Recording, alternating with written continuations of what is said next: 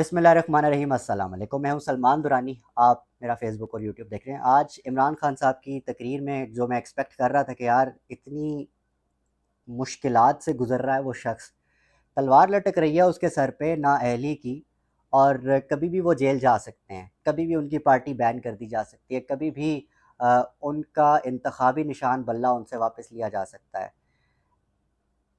اس نہج پر پہنچنے کے بعد بھی عمران خان صاحب کو اپنی نہیں بلکہ پاکستان کی پرواہ ہے۔ پاکستان کے جو سیکیورٹی کے حالات خراب ہوتے جا رہے ہیں اس پر آج خان صاحب نے کافی ریزرویشنز کا اظہار کیا ہے، اور بڑا میں تو سمجھ رہا تھا کہ یہ ایک پولیٹیشین کا خطاب نہیں ہے، یہ ایک اسٹیٹسمین کا خطاب ہے۔ تو واقعی ایک اسٹیٹسمین کا سمبل تو ہیں عمران خان صاحب۔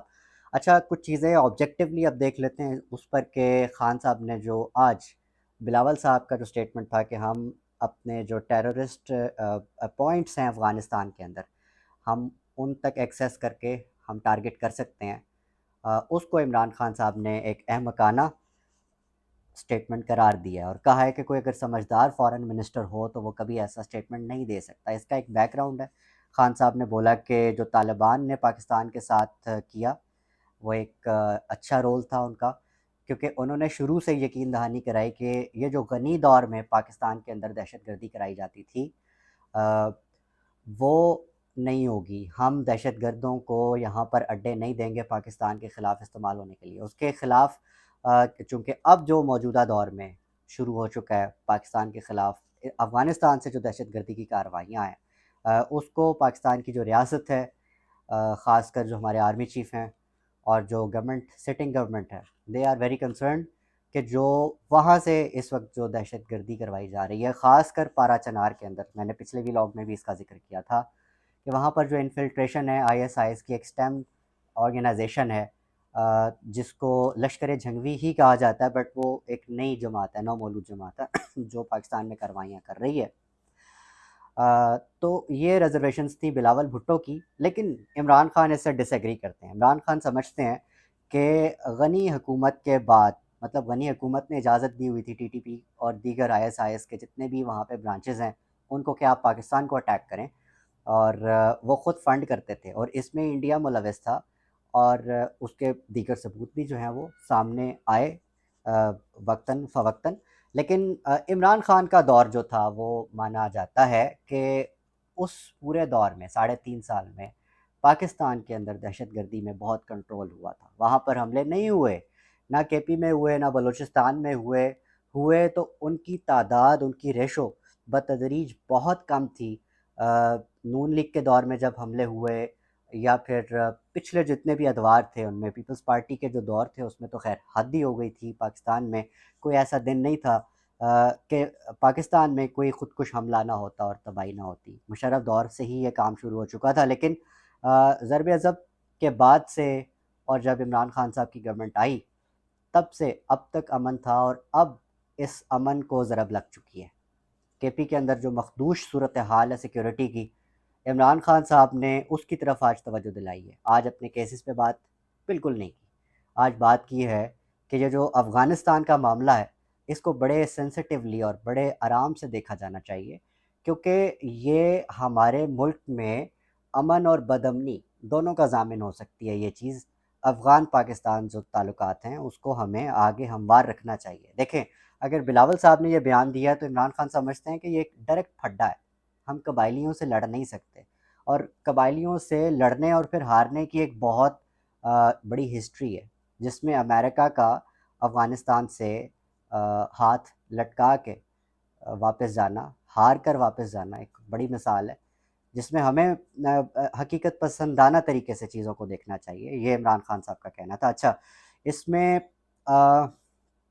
عمران خان صاحب کا کہنا یہ تھا کہ بلاول صاحب، جو سب سے امپورٹنٹ پوائنٹ ہے، وزارت خارجہ کی جو پالیسی ہیں اس کی سب سے بڑی ناکامی، جو سب سے اسٹرانگسٹ پوائنٹ ہے وہ یہ کہ بلاول بھٹو کابل، افغانستان کتنی بار گئے ہیں جبکہ وہ وزیر خارجہ بنے ہیں۔ یہ بڑا امپورٹنٹ پوائنٹ ہے، کیونکہ بلاول صاحب نے پچھلے 1 سال میں پوری تقریباً دنیا پھر لی ہے، 100 سے زیادہ ممالک جو ہیں ان کا تو دورہ کر لیا ہے۔ ہر دوسرے دن خان صاحب کا کہنا ہے کہ وہ امریکہ گئے ہوتے ہیں، وہاں کا دورہ کیا ہوتا ہے۔ افغانستان وہ کتنی بار گئے ہیں، اور اس معاملے کو انہوں نے کتنی بار سنجیدہ لیا ہے یا ایڈریس کرنے کی کوشش کی ہے.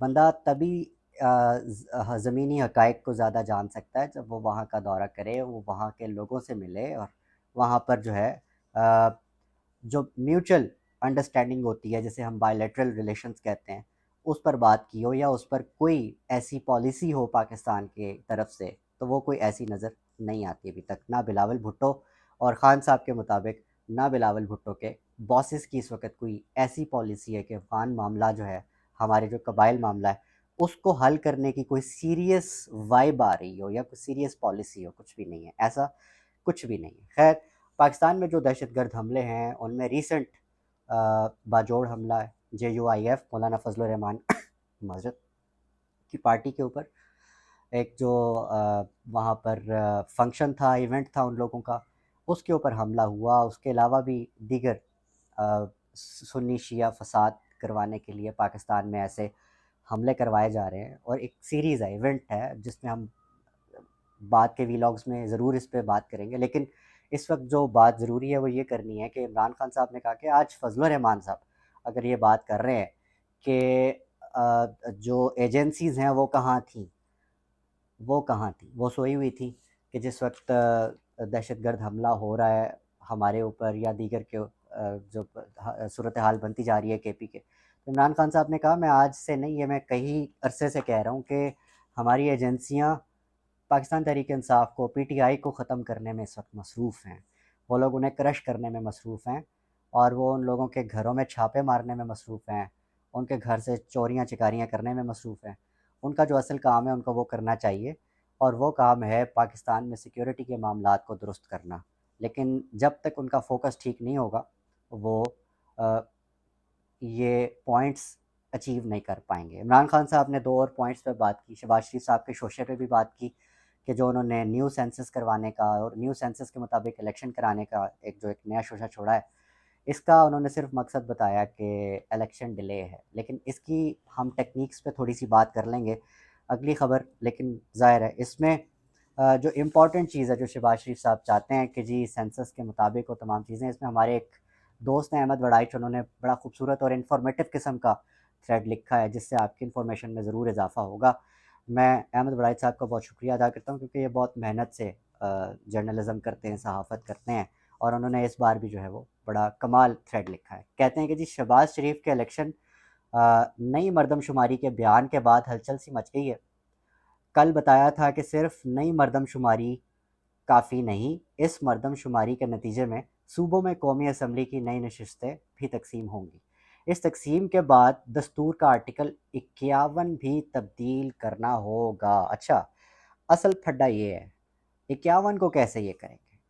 مردم شماری کو منظوری کے لیے مشترکہ مفادات کونسل جو کہ جس کا اجلاس کل ہونا ہے اس میں پیش کیا جائے گا، جس میں وزیر اعظم اور چاروں وزرائے اعلیٰ، جو اس وقت چاروں وزرائے اعلیٰ صرف سندھ کو چھوڑ کے باقی تمام جو صوبے ہیں ان میں آپ کے نگران وزرائے اعلیٰ بیٹھے ہیں.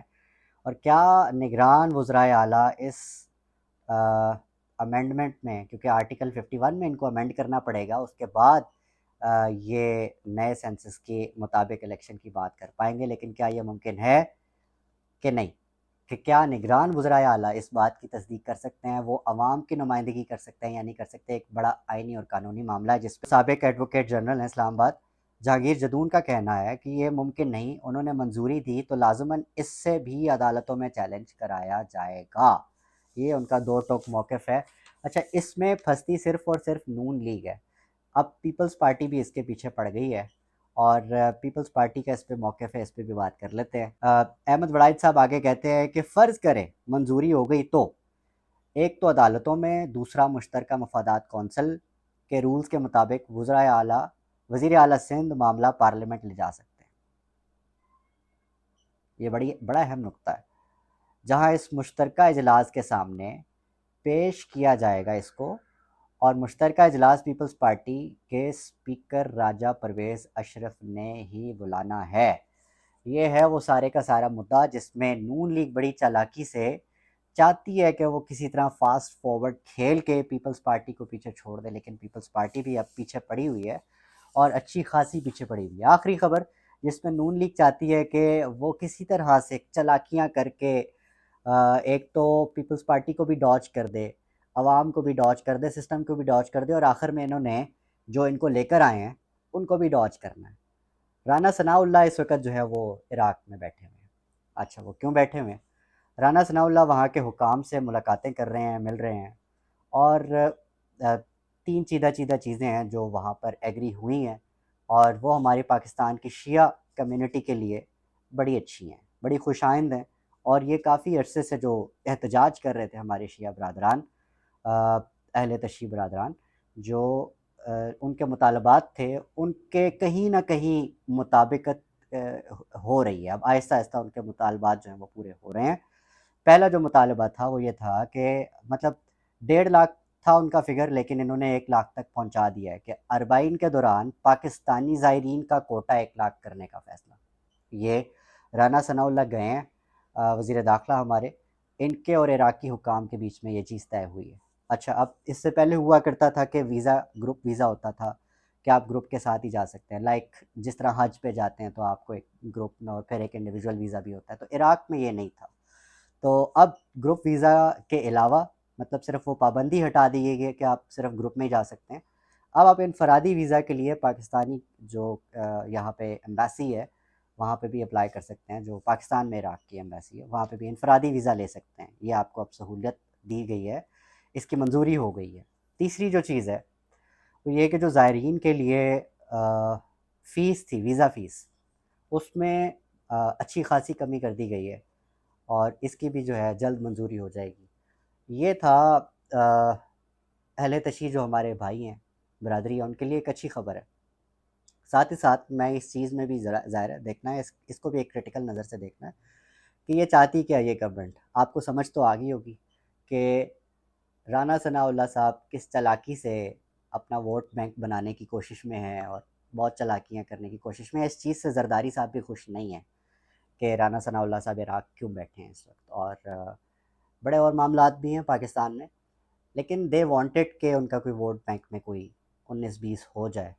لیکن یہ تو اب عوام کا فیصلہ ہے نا کہ عوام نے کس کو ووٹ دینا اور کس کو ووٹ نہیں دینا۔ یہ تو آنے والے دنوں میں پتہ چل جائے گا کہ اونٹ کس کروٹ بیٹھتا ہے۔ اپنا اپنے آس پاس سب کا، اپنے پاکستان کا بہت خیال رکھیے گا۔ اللہ نے کے بعد